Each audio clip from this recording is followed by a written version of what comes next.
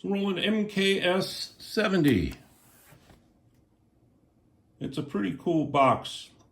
I didn't buy this one new. I did buy a new one back in the day at the time, but like an idiot, I sold it fairly quickly after the D50 came out and other stuff that seemed fancier.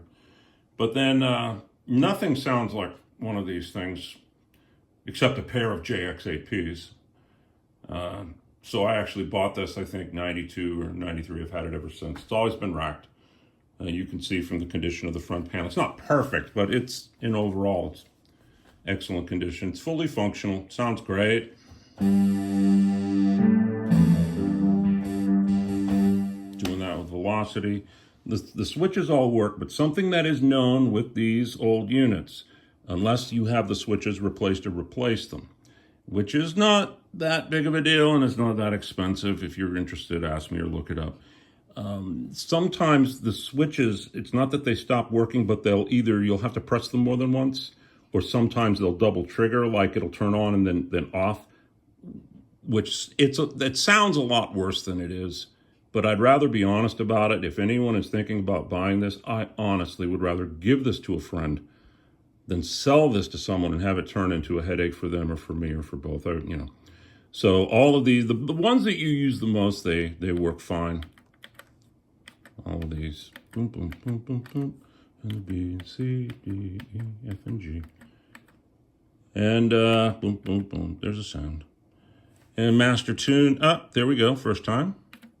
And, nope, that took two. Right button always works.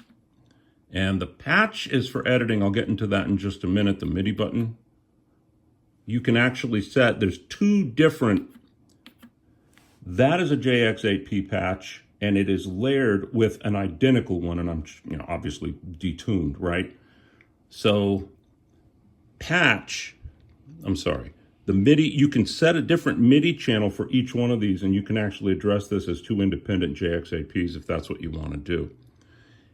You can arrange these in the patch, and here's the balance between the two tones, and then if you hit parameter and turn the wheel, it's which parameter do you want to adjust. And it looks like a lot, but it's really not that bad once you get used to it. There's some that you use a lot, like I think 31. It's been a long time, guys. Yeah, 31 is the first tone, or JX8P patch, if you will. So if you hit value, now the alpha wheel will change that.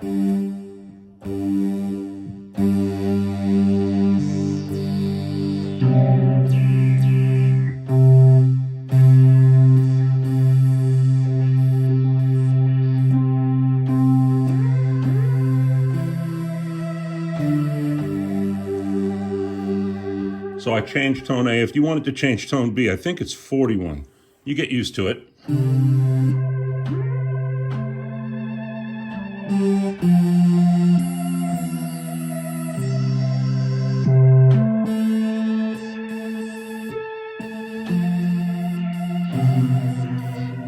And so on and so forth.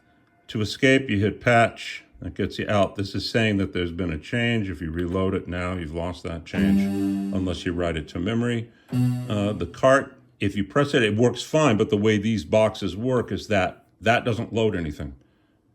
This is still in the buffer. See, I for internal, so you have to select a patch after.